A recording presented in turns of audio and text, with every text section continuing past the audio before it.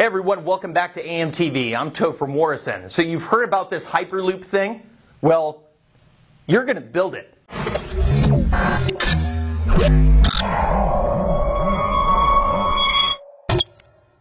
So, Elon Musk, a Silicon Valley Wunderkind, former PayPal mafioso with a proven track record of turning science fiction into reality, has brought an old idea back to life.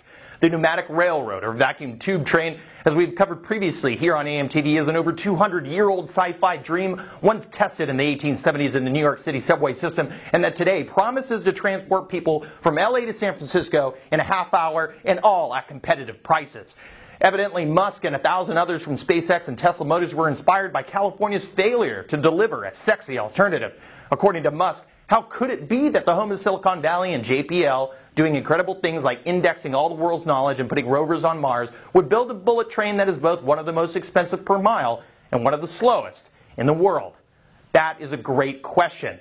California taxpayers are very interested in the answer. Now, Gizmodo's Mario Aguilar, last week speaking with Daryl Oster, founder-in-chief of Colorado-based ET3, a company working on a similar revolutionary design, explained that their system could ultimately transport people from New York to Beijing in just a couple of hours, and all for $150 a pop.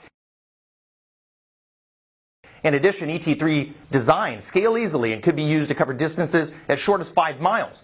California's $68.4 billion project, by comparison, delivers a paltry 164-mile-per-hour train and doesn't promise anything near to ET3, and according to Musk, he doesn't believe in using other people's money anyways. California taxpayers should be loath to find that the Hyperloop would cost just $6 to $7.5 billion, one-tenth the cost of California's state-sanctioned high-speed rail project. Yet, to be fair, when high-speed rail was first proposed, it was only $33 billion. Yet double that, and the Hyperloop still looks like a cheap bet. Musk told us to think about the Hyperloop as a cross between an air hockey table, a rail gun, and a Concorde jet. While the anticipated 760-mile-per-hour speeds along California's I-5 corridor will trounce even Japan's JR Maglev MLX prototype, recorded at over 300 miles per hour, a 1972 RAND Corporation study of very high-speed transit put the potential speed of vacuum tubes at over 14,000 ridiculous miles per hour. Musk's idea, though, utilizes a low-pressure system maintained at about 0.15 of a pound per square inch, or about 1/6 of pressure on Mars. His partially evacuated tube design will support standard commercial pumps that can easily overcome any potential air leak due to passenger stations along the way, and transport pods could handle variable air density, leaks that would cripple the hard vacuum envisaged by ET3 and the RAND Corporation. The pods, assuming an average departure time of 2 minutes between capsules and a minimum of 28 passengers per capsule, are required to meet 840 passengers per hour. Affixed to the front scoop of each pod is a motorized fan resembling a jet engine in order to periodically propel itself within the tube and overcome the Kantrowitz limit, which is to say, suck air past the module and prevent the capsule from becoming an oversized syringe blocking airflow.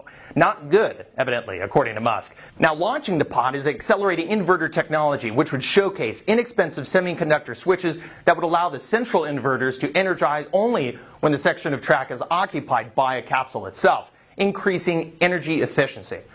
Now, weeks ago, Gizmodo's Mac Novak pointed out that the big hurdle of the Hyperloop might be tunnels, but ET3 and Musk aren't looking at digging underground.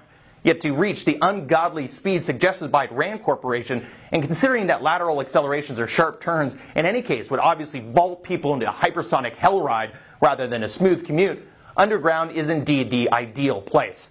After all, going 14,000 miles per hour would be impossible without mitigating dangerous curves, and going underground, save a sea route, would free designers also from having to tediously navigate all of developed civilization. But who needs to go that fast?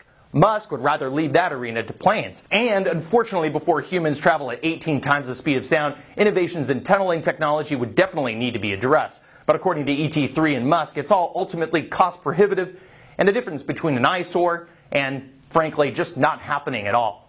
But the real news here, aside from the hard details, which I also provide in the links below, provided by Musk and minions of SpaceX and Tesla Motors, is they're officially only going as far as the sketch. According to Musk last week on a Tesla investor call, he may have stuck his foot in his mouth on this one, revealing his dream too soon, because it turns out Musk won't be building it. You will. Fortunately for techies and all of sci-fi geekdom, Musk is just too busy building rocket ships with SpaceX and amazing electric cars for Tesla Motors. He needs you to do the heavy lifting.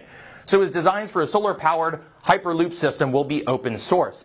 This philosophy of spontaneous coordination, once used in the bowels of DARPA to create file transfer protocols and the internet itself, has brought us countless innovations in industries as disparate as software and medicine. The model will open up universal access, a free license, if you will, to the Hyperloop's design revealed yesterday, and offers the opportunity for universal collaboration and redistribution of that designer blueprint, including subsequent improvements to it by anyone. Now, considering new constructive innovations like adjustable pylons to elevate the vacuum tubes themselves, planning for earthquakes in California, implementing air bearings rather than expensive maglev technology, addressing potential security risks like terrorism, and other technical issues like, mass transit safety at Mach speeds, perhaps 7 billion heads is better than one Elon Musk, and considering the obstacles, both physical and technological, they'll need every Imagineer they can find to keep this dream on track. If you enjoyed this content, subscribe and share this video across all your social media.